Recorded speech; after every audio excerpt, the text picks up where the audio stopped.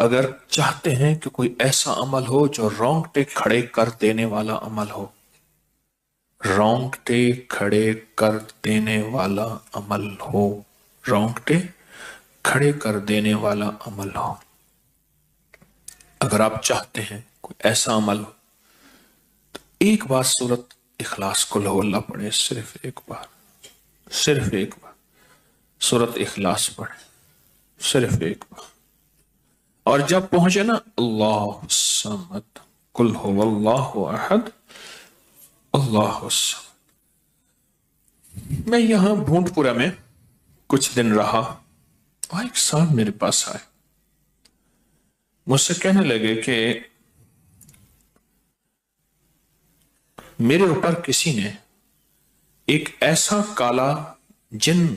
اور ایسا خطرناک جن مسلط کیا ہے کہ جو میں آنکھوں سے دیکھتا ہوں اور میری بیوی آنکھوں دیکھتی ہے، بچوں کو نظر نہیں آتا، کوئی گھر میں آئے اس کو نظر نہیں آتا، میں آنکھوں میں دیکھتا ہوں. کہنے لگا ایسے دیوار کے اندر چلا جاتا ہے،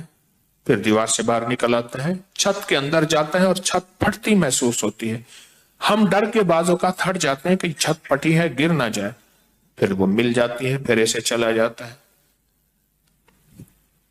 وہ کالا جن ایسے چلا جاتا ہے، ایسے آ جاتا ہے. کہا کہ اسے کسی نے ہمارے اوپر مسلط کیا ہے، مسلط کیا ہے. ان کے کچھ مسائل تھے، کوئی آپس میں مسلط کیے، اور کہا کہ وہ جن ایسا ہے ہمیں عبادت نہیں کرنے دیتا، تسبیح نہیں کرنے دیتا، وظیفے نہیں کرنے دیتا، اعمال نہیں کرنے دیتا، ہمارا منہ بند کرتا ہے. مجھے آج بھی اس بندے کے الفاظ یاد ہیں. دو اس کے ساتھ بوڑھی خواتین تھیں، ایک بہن تھی، ایک بیوی تھی، بیچارہ حالات کا ستایا مارا ہوا، کوئی 60 65 کے 70 کے قریب اس کی عمر تھی. کہنے لگا کہ جب میں قل ہو اللہ پڑھتا ہوں تو اس کی گرفت ڈھیلی پڑ جاتی ہے، اور جب میں پڑھتا ہوں نا اللہ الصمد، تو کہا کہ اللہ الصمد پڑھتے ہی وہ ایک دم دور ہو جاتا ہے، ایسے جیسے کسی چیز کو کوئی دھکا دے اور وہ چیز دھکے سے ایک دم دور ہو جائے. اللہ الصمد، ایک دم وہ دھکے سے ایک دم کوئی دور ہو جائے. کہا کہ ایسے ہی ہوتا ہے اللہ الصمد، اور کہا کہ بس یہی وظیفہ جو ہے، کہا کہ مجھے مفید ہوا ہے، موافق ہوا ہے یہی وظیفہ. اور کہا کہ بس اب میں صرف یہی وظیفہ پڑھتا ہوں، یہی وظیفہ پڑھتا ہوں. مجھ سے کہنے لگا آپ مجھے کوئی وظیفہ بھی دیں گے نہیں پڑھنے دیں گے، یہی اگر اجازت دے دیں. تو میں نے کہا اس سے بڑھ کے اسم اعظم کون سا ہے، اس سے بڑھ کے پرتاثیر چیز کون سی ہے؟ میں آپ کو یہی وظیفہ دے دیتا ہوں، آپ اسی وظیفے کو پڑھیں. پھر میں نے اس کو ایک ترکیب بتائی، آپ کو ہی بتاتا ہوں، شاید میں زندگی میں پہلی دفعہ بتا رہا ہوں یا پہلے بتائی ہوگی، جہاں تک میری یادداشت ہے پہلی دفعہ بتا رہا ہوں. یہ نہیں کہ چھپاتا ہوں، دعویٰ تو پھر بھی نہیں کر سکتا، بھول جاتا ہوں پھر یاد آتی ہے بازو کا. اب وہ چیز آپ کو عرض کر رہا ہوں. میں نے اسے کہا صرف ایک دفعہ سورۃ اخلاص پڑھ، اول آخر 3 دفعہ درود شریف. رونگٹے کھڑے کر دینے والا عمل، اس کا نام جو میں نے سالہ سال سے رکھا ہے، رونگٹے کھڑے کر دینے والا عمل. حدیث میں آتا ہے، مفہوم ہے کہ جب بندے کی اضطراری کیفیت ہوتی ہے، بے چین، بے قرار، پریشان ہوتا ہے، مضطر، اس وقت عرش الہی ایک دم میں حرکت میں آتا ہے، رحمت متوجہ ہوتی ہے اور اللہ کا عرش ہل جاتا ہے. رونگٹے کھڑے کر دینے والا عمل، ایسا عمل جس میں انسان جو ہے بس ایک پل میں ایسے بے چین بے قرار ہو. اس کی ترکیب یہ ہے کہ والا کر درود پاک 3 بار، ایک دفعہ سورۃ اخلاص پڑھیں، اور پڑھ کے جب اللہ الصمد پہ پہنچے نا تو اس کو ہلکا ہلکا دل میں دہرائیں، اللہ الصمد اللہ الصمد، دہرائیں، توجہ سے دہراتے جائیں، دہراتے جائیں، دہراتے جائیں. پہلے الفاظ آتے ہیں غور سے سنیے گا، پہلے الفاظ آتے ہیں، پھر کیفیات آتی، پہلے الفاظ آتے ہیں پھر کیفیات آتی ہیں، پہلے الفاظ آتے ہیں، انسان پہلے الفاظ سے، بچہ نا، اسی بچے کو آپ ایسے لوگوں میں، بچے کو ایسے لوگوں کے ساتھ پلنے کے لیے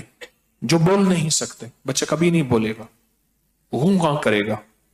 کرے گا، بول نہیں سکے گا، کیونکہ بچہ الفاظ چنتا ہے پھر وہ الفاظ بولتا ہے، پہلے الفاظ ہوتے ہیں۔ کسی نے پوچھا، حضرت میرا دل ذکر نہیں کرتا، بس زبان سے کرتا ہوں۔ کہا مبارک ہو، اللہ نے جسم کے ایک حصے زبان کو قبول کر لیا ہے، اس کو نہ چھوڑنا، ایک وقت آئے گا دل بھی قبول ہو جائے گا، ایک وقت آئے گا دل بھی قبول ہو جائے گا۔ اس زبان والے ذکر کو نہ چھوڑنا، ایک وقت آئے گا دل بھی قبول ہو جائے گا، اس کو نہ چھوڑنا، اس کو نہ چھوڑنا۔ حقیقت کہہ رہا ہوں، میں نے اس سے کہا کہ ایک ایسا کام کر، تنہائی میں بیٹھ،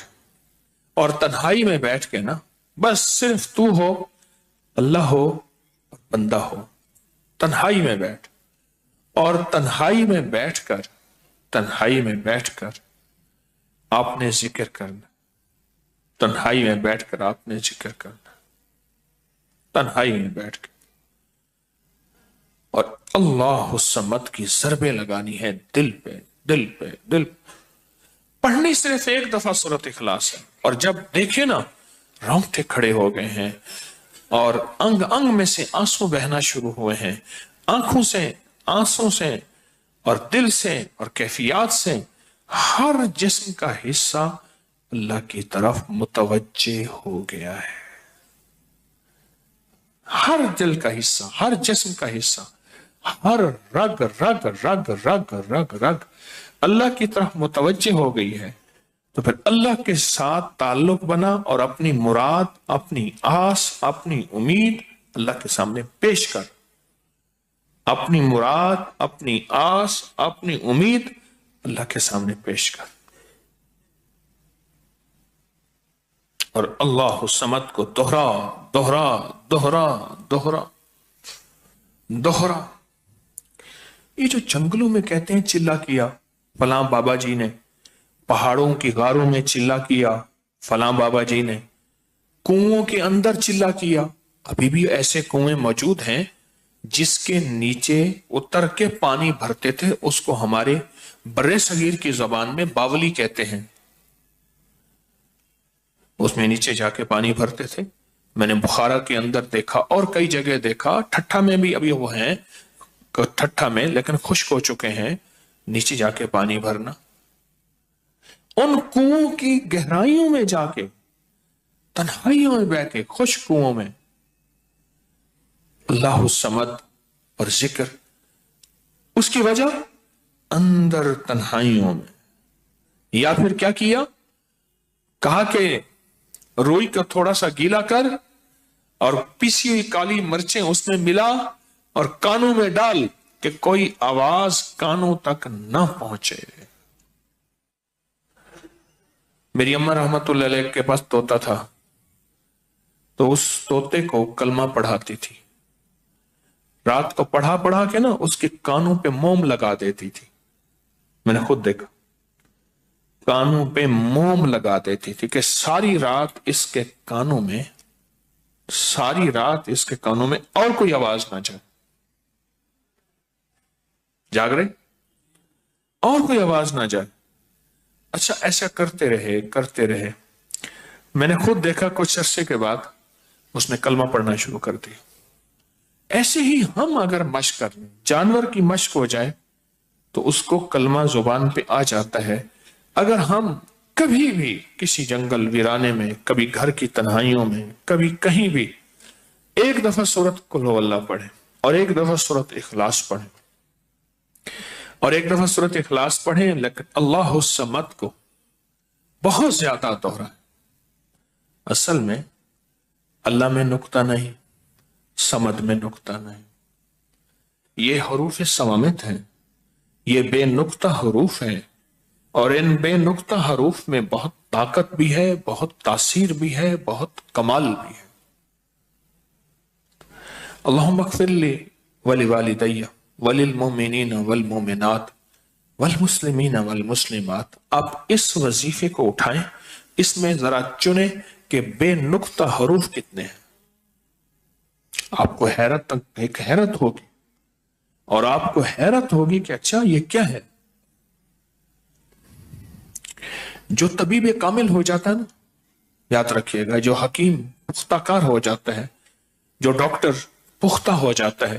وہ کسی کا نسخہ دیکھتے ہی نا ایک پل میں دوائیں دیکھتا ہے اور دوائیں پڑھتا ہے، کہتا ہے بس اس میں تھوڑی سی تبدیلی کر دیں باقی ٹھیک ہے، یا کہتے ہیں نہیں تبدیل نہ کریں یہی ٹھیک ہے۔ اسے پتا ہے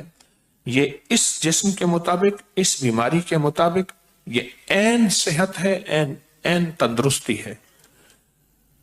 اسی طرح جو وظائف کی دنیا کا بندہ ہوتا ہے اور اس کو وظائف کی دنیا میں پختگی مل جائے تو وہ بھی ایک پل میں وظیفے کے اندر کی طاقت دیکھتا ہے کہ اس میں حروف عطشی کتنے ہیں، خاکی کتنے ہیں، آبی کتنے ہیں، بادی کتنے ہیں، صوامت کتنے ہیں، قمری کتنے ہیں، شمسی کتنے ہیں، اور اس کے اندر وہ حروف کتنے ہیں جو نوری ہیں، وہ کتنے ہیں۔ ایک پل کے اندر اس سے وظیفے کی طاقت اور تاثیر، اور ایک پل کے اندر اس کے کمالات اس کے اندر کھل جاتے ہیں۔ اندیکھا جہان ہے، لاہوت ملکوت کا جہان ہے۔ ایک صحابی حضرت معاذ بن جبل رحمت اللہ رضی اللہ تعالیٰ عنہ، وہ فرماتے ہیں کہ زندگی محدود ہے، علم لا محدود ہے۔ انہی کا فرمان، شاید انہی کا فرمان ہے کہ زندگی محدود ہے، علم لا محدود۔ تو جو علم لا محدود ہے اس کو ہم نے اپنی عقل سے سمجھنے کی کوشش کریں، اپنے شعور سے سمجھنے کی کوشش کریں، اپنے احساس اور ادراک سے سمجھنے کی کوشش کریں تو نہیں سمجھ سکتے۔ علم ہے ہی لا محدود، اس کی حد نہیں ہے۔ کبھی اگر آپ رونگٹے کھڑے کر دینے والے عمل کو چاہیں نا تو بیٹھ کے اس کی مشق کر لیں۔ دوسری یا تیسری مشق کے اندر آپ کو توجہات مل جائیں گی، ایک پل میں وجدان مل جائے، آپ حیران ہوں گے یہ کیا ہوا، اتنا جلد مجھے توجہ مل گئی، ساری عمر میں بڑی بڑی دعائیں مانگتا رہا، کبھی توجہ نہ ملی، کبھی کیا نہ ملی، توجہ نہ ملی، اور پل کے اندر اتنی مجھے توجہ مل گئی، آپ حیران ہو جائیں گے۔ اللہ الصمد، جب اس کو انسان وجدان سے